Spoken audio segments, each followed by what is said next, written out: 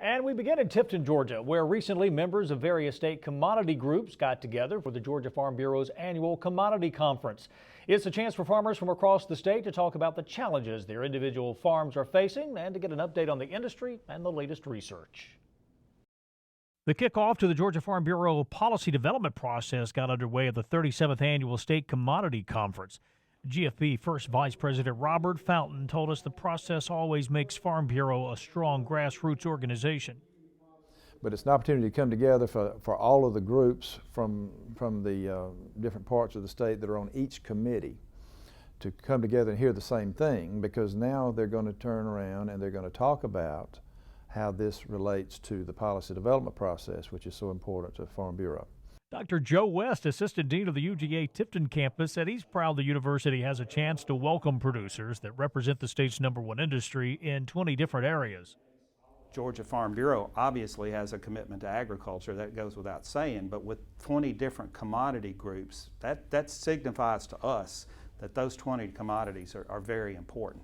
As a land grant, it's our mission to support research, so new information to make agriculture stronger and better, extension so we can get that out to the users, many of whom were represented there in that commodity meeting this morning, and then to teach the next generation.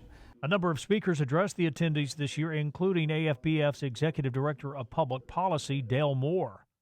We have 16 registered lobbyists in Washington, D.C., but when you add up the federal lobbyists who are registered in each of the state farm bureaus, you know, we've got 70, 75 registered lobbyists across the country, not to mention the presidents of those state farm bureaus, not to mention the boards and all the grass top leaders, the grassroots members. So, you know, when you can bring a few million members to bear on an issue, it tends to get attention in Washington.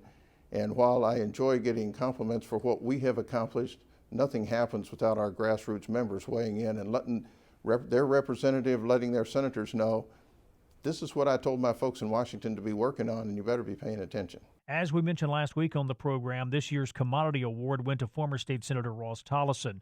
And following the award ceremonies, each commodity group met to talk about the importance of educating the general public about what agriculture is doing across the state of Georgia. Farm Bureau, that's not to say we don't have disagreements. We do. And they're healthy disagreements, because many times in our discussions at the policy level, we interject a lot of other ideas into the mix that ultimately lead to a policy that is a combination of some of the thoughts and ideas in the process, but it tends to produce a more effective end result. And that's what we are trying to accomplish.